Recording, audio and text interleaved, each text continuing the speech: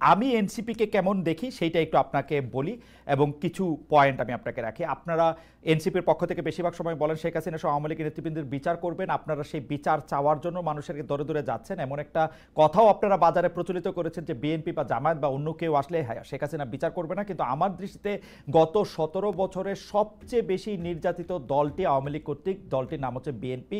তার সর্বোচ্চ পর্যায় থেকে শুরু করে তৃণমূলের নেতাকর্মীগণ আওয়ামী লীগের জাতাকলের নিষ্পেষণে অন্যায় বিচারের সম্মুখীন হয়েছে, বারবার আত্মত্যাগ করেছে, ব্যবসা বাণিজ্য পর্যন্ত করতে পারে নাই।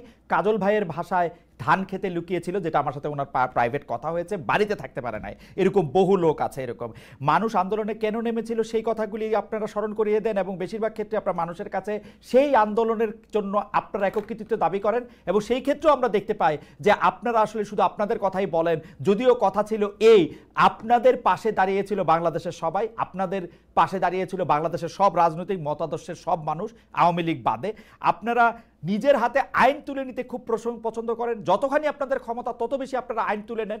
আমি বিভিন্নভাবে বিভিন্ন ঘটনা আমি আপনাদের বলতে পারি এবং কেউ যদি এটা আপনাদেরকে ধরায় দেয় তখন আপনারা আবার সেটাকে নিয়ে ট্রোল করেন, সেটাকে নিয়ে বাজে কথা বলেন। আমি দুইটা প্রসঙ্গ খালি আপনাকে ধরায় দেই।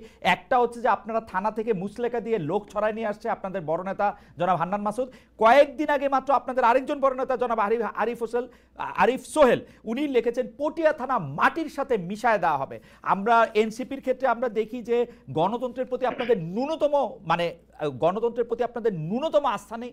গণতন্ত্রের প্রতি আপনাদের আস্থা নেই বলে আপনারা বিভিন্ন বাহানায় নির্বাচন পিছাইতে চান, কাল্পনিক এক ধরনের জনপ্রিয়তা পপুলারিটির কথা বলেন। হ্যাঁ, নির্বাচন পিছাইতে চান না বলে আপনাদের যে দাবি সেই দাবিকে জাস্টিফাই করার জন্য আপনারা আবার অন্য নানা রকম কথাবার্তা বলেন এবং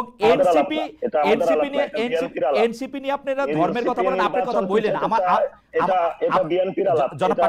জনাব পাটারি আপনি বললেন এনসিপি নিয়ে ধর্মের নামে আপনি বলছেন ধর্মকে ব্যবহার করতে চায় না, এনসিপি সবাইকে ব্যবহার করতে চায়।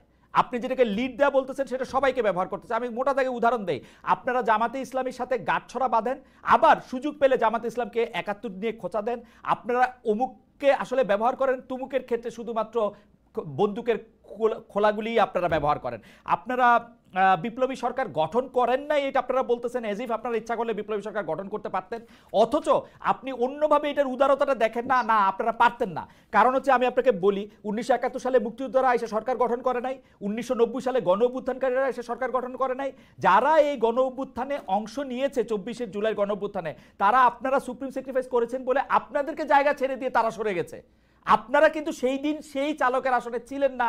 আজকে 2 মাস পর থেকে যে বাহাদুরি আপনারা দেখাইতে শুরু করছেন, আমার সাবমিশন এটা, আপনি এটা নিয়ে আপনি বলতে পারেন আমি এনসিপিকে কেমন দেখি, এটা আমি বললাম।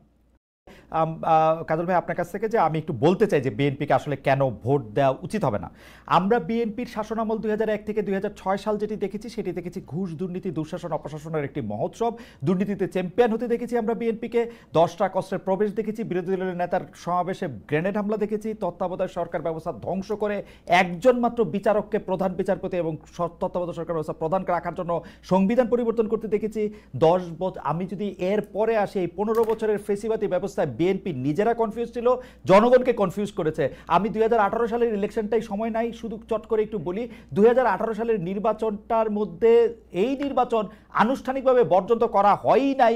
সেই নির্বাচনে কারচুপি সম্পূর্ণভাবে নিশ্চিত হওয়ার পর বিএনপি তার সংসদ সদস্য 6 জন বা 5 জনকে শপথ নিতে পাঠিয়েছে এবং মহিলা সদস্য আসলে কোটাটাও নিয়েছে। তারেক সাহেবের কথা যদি বলি, আমরা দেখেছি তারেক সাহেব এই সময়ের মধ্যে সবচেয়ে ভালো ভালো কথাগুলি বলতেছেন, সে কথা সত্য, কিন্তু তার কথা যে কেউ শুনতেছেন না সেটি হচ্ছে যে তারেক সাহেবের দলের লোকেরাই তার কথা শুনতেছেন না।